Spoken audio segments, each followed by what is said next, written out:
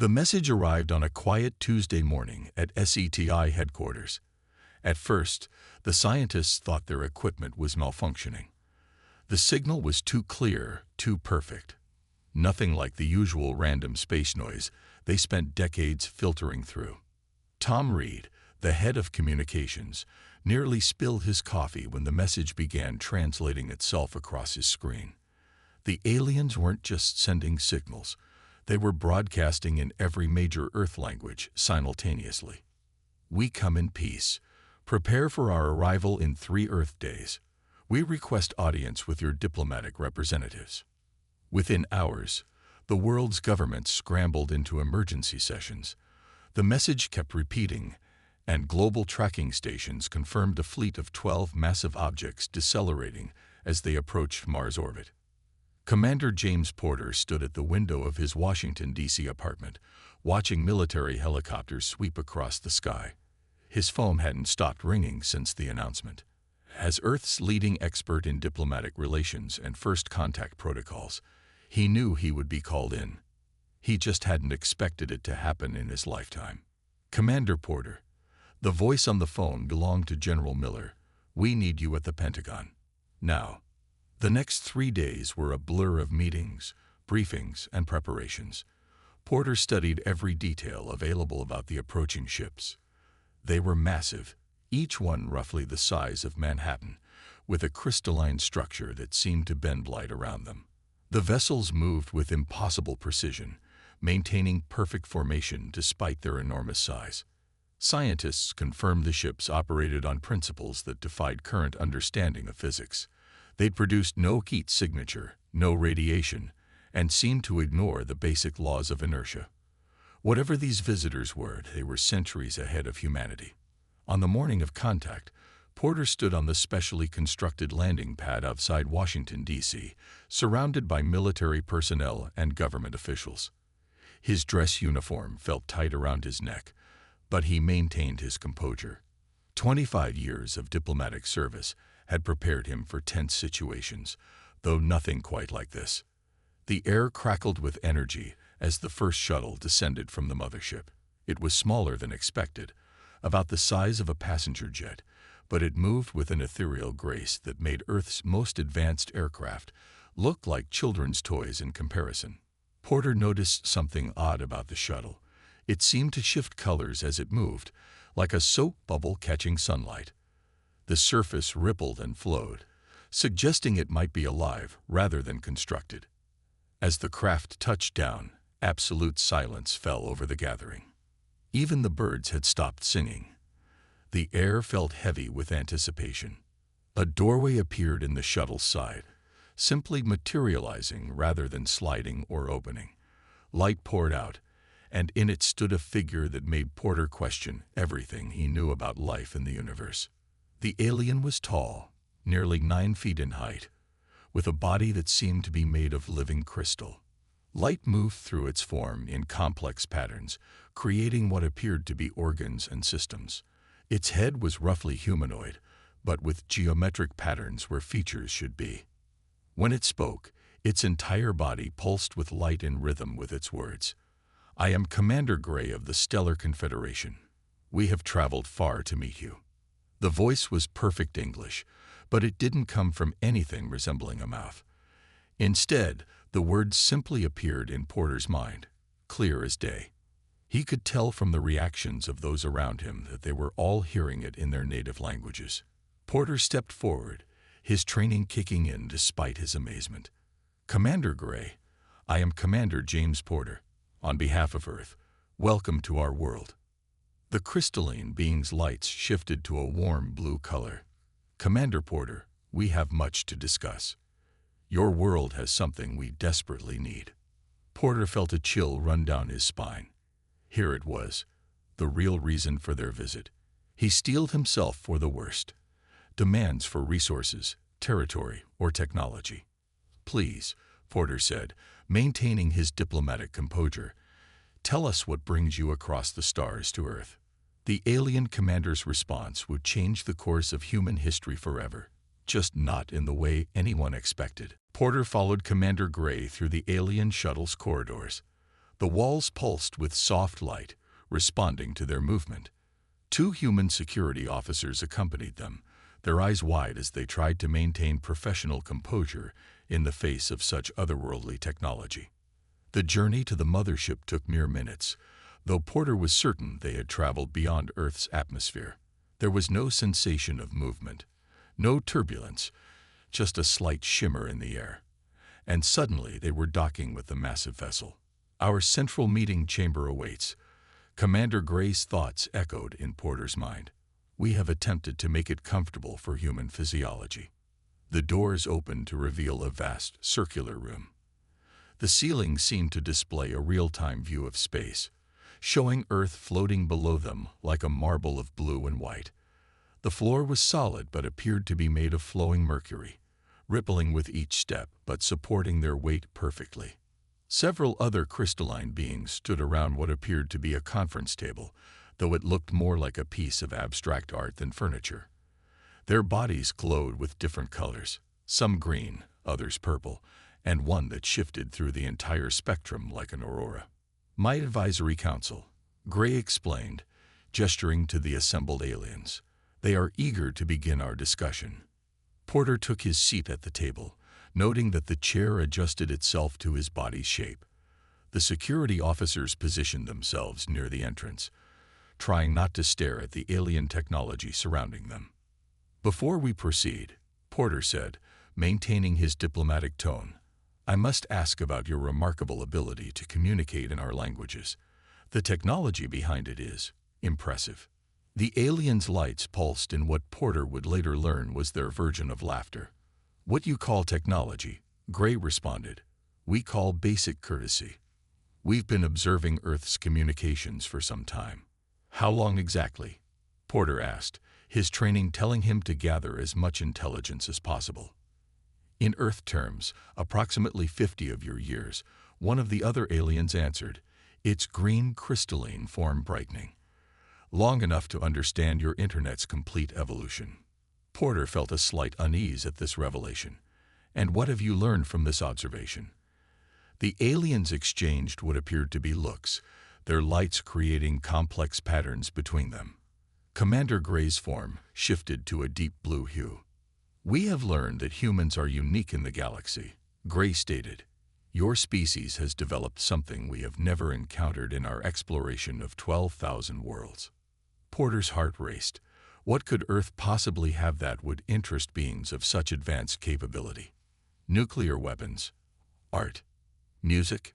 "Your ability to create and share what you call digital content is unprecedented," Gray continued, "particularly one specific type of content that has captured our complete attention."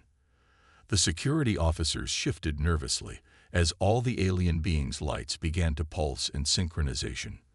The room's atmosphere changed, becoming charged with what felt like anticipation.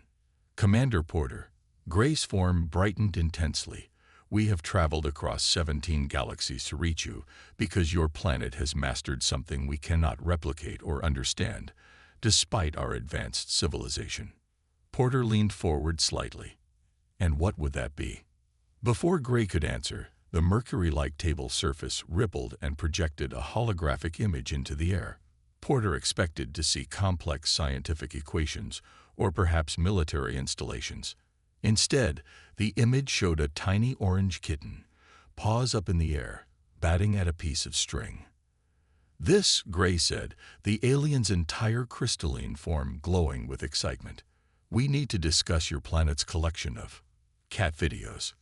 Porter blinked several times, certain he had misheard the alien's telepathic communication. He looked at his security officers, who appeared equally confused. "I'm sorry," Porter said carefully, "but did you just say cat videos?" The entire alien council lit up like a Christmas tree, their colors swirling in what appeared to be enthusiasm. "Yes," Gray exclaimed, "and we have a proposition that will change both our civilizations forever." Porter sat in stunned silence as the holographic display above the table cycled through hundreds of cat videos. Kittens pouncing on laser dots, cats knocking objects off tables, felines startled by cucumbers. Each clip made the alien council pulse with increasingly brilliant colors. You see, Commander Gray explained, the alien's crystalline form shimmering with excitement. Our species experiences emotions through visual stimulation. We absorb and process feelings through light patterns and movement. The security officers exchanged glances, one of them barely suppressing a smile. Porter maintained his diplomatic composure, though he felt the surreal nature of the situation threatening to overwhelm him. In all our exploration, Gray continued, we have never encountered anything that produces the emotional response we get from these short videos. The combination of unpredictable movement, pure emotional display, and what you call cuteness creates patterns of joy we cannot synthesize artificially. Another alien, whose purple form had been quietly pulsing, joined the conversation. We first intercepted these transmissions through your YouTube platform. The effect on our society was dramatic. The table's surface rippled again, showing statistical data. Porter leaned forward, his diplomatic training temporarily forgotten as he tried to process what he was seeing. Are these viewing numbers? He asked, noting the astronomical figures. Indeed, Gray confirmed. Our entire civilization has become what you might call addicted to cat videos. Our productivity dropped 47% in the first month after discovery. We had to implement strict viewing regulations. Porter rubbed his temples, trying to frame his next question diplomatically. And you traveled across 17 galaxies because of this. The Alien Council's colors synchronized into a deep blue. Commander Porter, we want to make a trade, Gray stated. We want Earth's entire collection of cat videos, every clip, every live stream, every future recording. We want exclusive rights to what we consider the greatest art form in the known universe. The security officers were now openly staring, their professional demeanor cracking under the sheer absurdity of the situation. In exchange, Gray continued, seemingly oblivious to the humans' reactions, we offer technology that will advance your civilization by approximately 500 years. The table surface changed again, displaying schematics for technologies Porter could barely comprehend. Clean energy systems, faster than light travel, medical devices that could cure almost any disease. This is quite an offer, Porter said carefully. But I have to ask, why not just continue downloading these videos from our internet? The alien's colors shifted to what Porter was beginning to recognize as embarrassment. We tried, one of the council members admitted. But your internet cats are protected by something we cannot bypass. Copyright laws? Porter asked incredulously. No, Gray responded. Something far more powerful. Something called regional content restrictions and premium subscriptions. Porter fought the urge to laugh. The most advanced civilization they'd ever encountered, capable of crossing galaxies and breaking the laws of physics, had been stopped by YouTube's region blocking and paywalls. Furthermore, Gray added, we need access to what you call the original uncompressed files. The emotional resonance is stronger without digital compression artifacts. Porter stood up, his mind racing with the implications.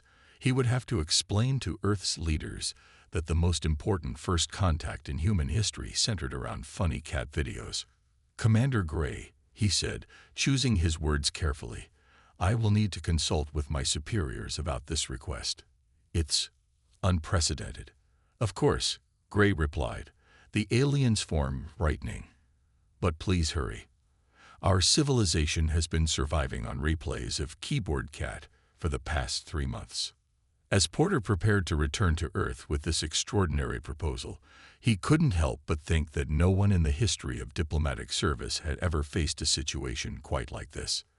The security officers followed him back to the shuttle, one of them whispering, Sir, is this really happening? Porter simply nodded, already dreading the upcoming meeting with world leaders, where he'd have to explain that the fate of human technological advancement rested on the back of millions of cats acting silly on camera. The United Nations Security Council chamber had never been so quiet. Porter stood at the podium, having just finished explaining the alien's unusual request.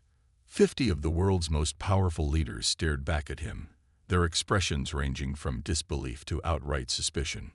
Let me see if I understand this correctly, the Secretary General said, breaking the silence.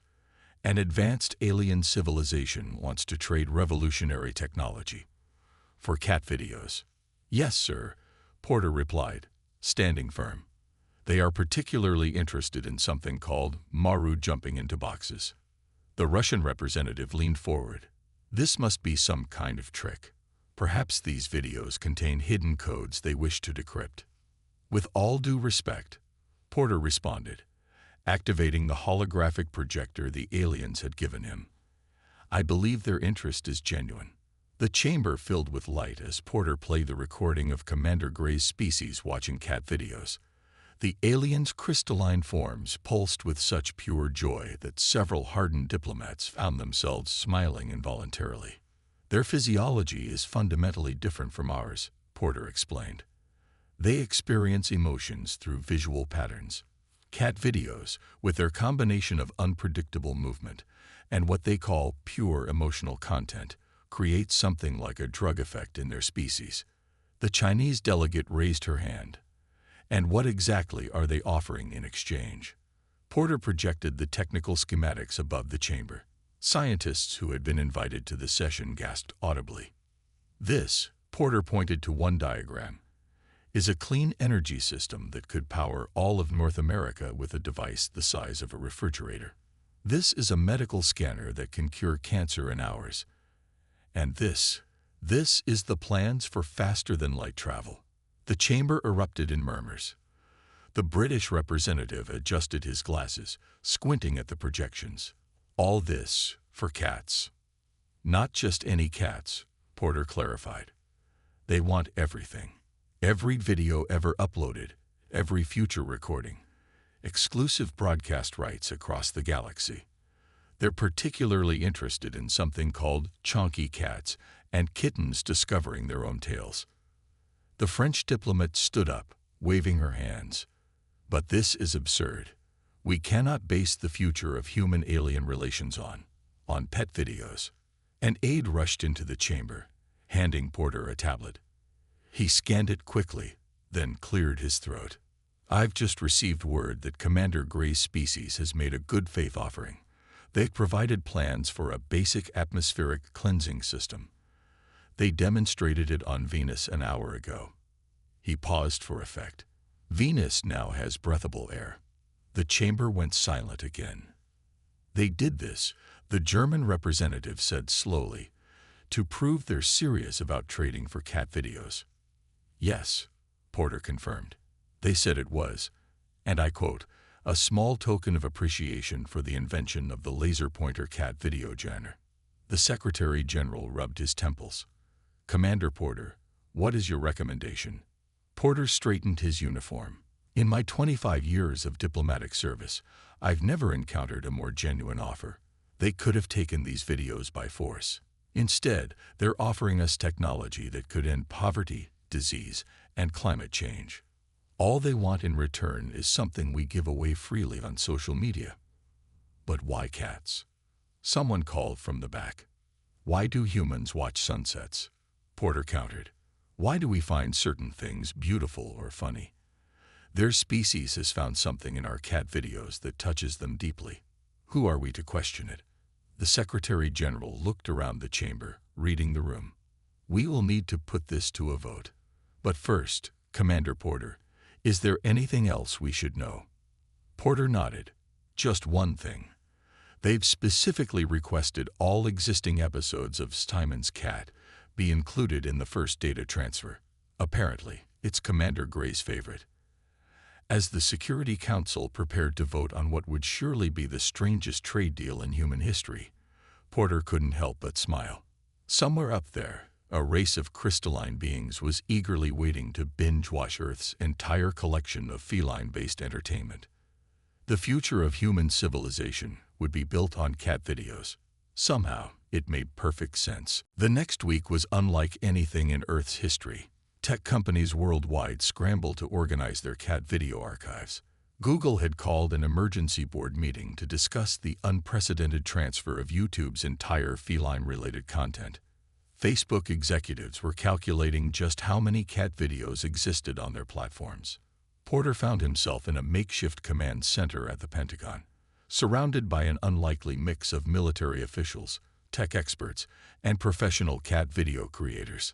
We've identified approximately 827 million unique cat videos across all platforms, reported Lisa, the head data analyst.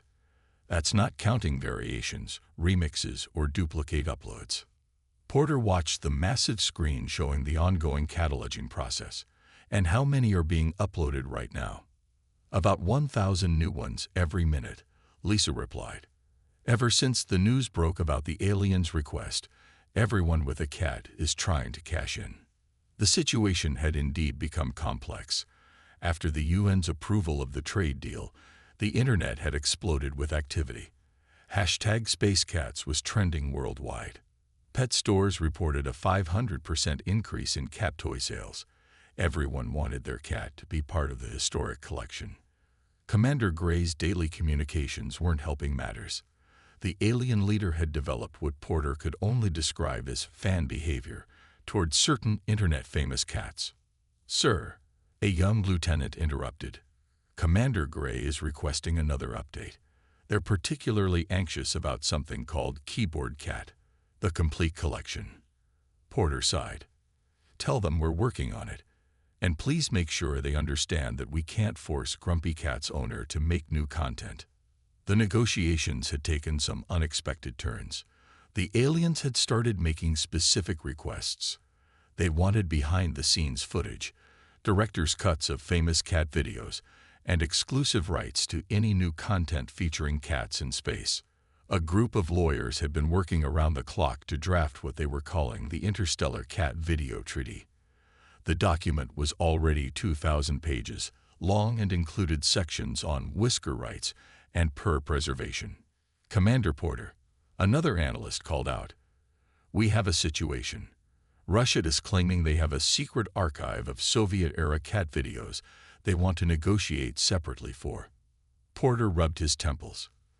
"Tell them all cat videos must go through the Unified Earth distribution channel. We can't have nations making side deals." The situation had also created an unexpected economic boom.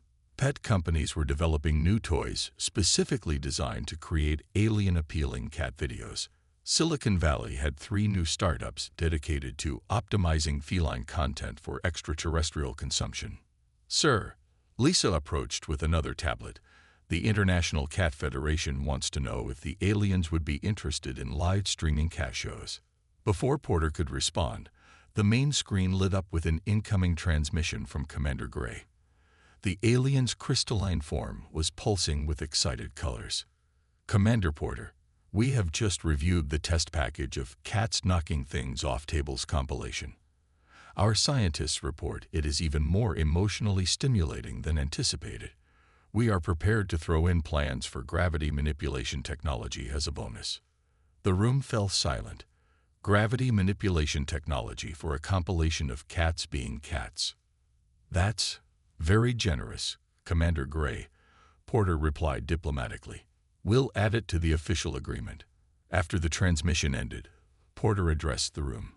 "People, I know this seems crazy, but we're about to advance human civilization by centuries because our cats can't resist pushing things off shelves. Let's make this work." The next few hours were a blur of activity.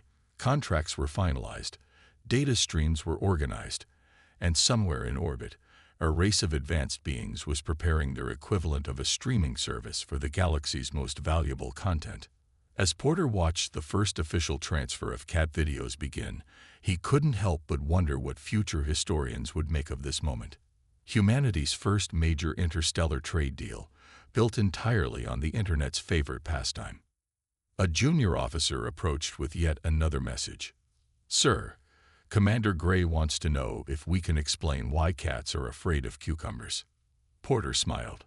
Some questions, it seemed, were universal. The day of the Great Exchange, as it would later be known, dawned bright and clear. In every major city on Earth, massive screens had been set up to broadcast the historic event. Times Square in New York was packed with people, many holding their cats up like Simba from The Lion King. Porter stood on the specially constructed platform at NASA's main facility, surrounded by screens showing feeds from around the world. Next to him, Commander Gray's crystalline form sparkled with anticipation. "The data package is ready," announced the head of NASA's technical team. All 2.1 petabytes of cat-related content, indexed and organized as requested. The aliens had provided a crystal-like storage device the size of a sugar cube, capable of holding more data than all of Earth's current computers combined. It hummed softly as it began receiving the transfer.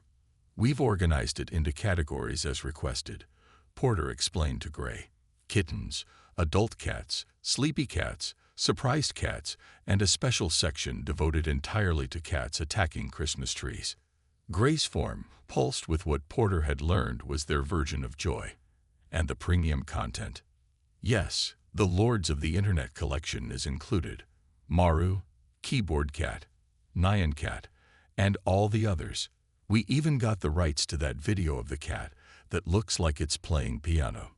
Around the world, the transfer progress was being displayed on screens. As each percentage point ticked up, cheers erupted from crowds. The aliens had insisted on this public ceremony, wanting to share what they called the greatest moment in galactic cultural exchange with everyone. Meanwhile, in a secured facility nearby, alien technical experts were transferring their part of the trade. Clean energy systems, medical technology, faster than light travel blueprints, humanity's path to the stars, all in exchange for videos of cats being cats. "Commander Porter," Gray's voice resonated in his mind, "we have added something extra to our offering. Our scientists developed it last night after watching the Cats in Boxes compilation." The alien projected a hologram showing what looked like an impossible device. "This will allow humans to actually communicate with cats. We thought it only fair, since they are the true artists behind this trade." Porter blinked in surprise. "You're giving us cat translation technology?" Of course, Gray's colors shifted to what Porter recognized as amusement. "Though I should warn you, most of them are just thinking about food and world domination." The data transfer reached 50%, and the alien ships above Earth began a dazzling light show, their crystalline hulls refracting sunlight in complex patterns. It looked like the aurora borealis had spread across the entire sky. "That's our species' version of applause," Gray explained. "We're broadcasting this moment across 12 galaxies. You've become quite famous out there. Earth is now known as the planet of cats." Porter watched as the transfer continued. Human scientists were already poring over the alien technology, their excitement visible even from a distance. One of them came running over, waving a tablet. "Commander, the medical device they gave us. We just tested it. It cured terminal cancer in 8 minutes. And the energy system, we ran the numbers. 1 unit could power all of Europe." Gray's form brightened. Yes, very good. But tell me, do you have more videos of cats trying to catch red dots?" The transfer reached 99%, and a hush fell over the global audience. Years later, people would remember exactly where they were when it hit 100%. As the final bit of data transferred, every alien ship in orbit lit up like a supernova. The crystalline beings began what could only be described as an interstellar party. "It is done," Gray announced, their form practically vibrating with excitement. "The greatest trade in galactic history is complete." Porter watched as humanity's first real steps into the galactic community were celebrated with alien ships projecting giant holograms of kittens across the sky. Somewhere up there, an advanced civilization was preparing for the galaxy's biggest cat video streaming party. The future had arrived, and it had come riding on the back of Earth's most enigmatic pets. Humanity had reached the stars not through war or traditional diplomacy, but through the simple, inexplicable charm of cats being cats. 6 months after the Great Exchange, Earth had changed in ways no one could have predicted. The implementation of alien technology had transformed society almost overnight, but not quite as dramatically as the newfound status of cats. Porter stood in his office at the newly established Interstellar Cultural Exchange Center, watching a holographic display of Earth's first faster-than-light ship under construction. The vessel, appropriately named Whiskers, would soon carry humanity to the stars. "Sir," his assistant called from the doorway, "the latest reports are in. Global poverty has dropped by 78% since we implemented the alien energy systems, and the medical facilities have eliminated 94% of known diseases." Porter nodded, but his attention was drawn to another screen showing the day's more unusual statistics. Cats had become the most protected and pampered species on the planet. Every nation had passed strict laws ensuring their welfare. Switzerland had even appointed a minister of feline affairs. "And how are our trading partners doing?" Porter asked, already knowing the answer. The assistant pulled up a transmission from Commander Gray's civilization. The crystalline beings had created what they called the Great Archive, a massive space station dedicated solely to watching and studying Earth's cat videos. They had developed an entire academic field around analyzing feline behavior. "They're particularly excited about this week's content," the assistant reported. Apparently, the video of Mr. Whiskers chasing his tail in zero gravity broke all previous viewing records across 3 galaxies. The International Space Station, now equipped with alien gravity control technology, had become the galaxy's premier cat video production facility. Astronauts had the additional duty of filming cats floating in space, much to Commander Gray's delight. Earth's economy had shifted in unexpected ways. Professional cat videographers were now among the highest-paid individuals on the planet. Pet stores had evolved into high-tech entertainment studios. The most successful new business of the year was a company that specialized in creating emotionally optimized cat toys designed to produce the most alien-pleasing reactions.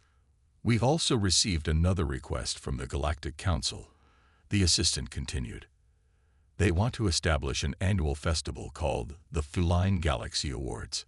Apparently, several other alien species have become interested in our cats."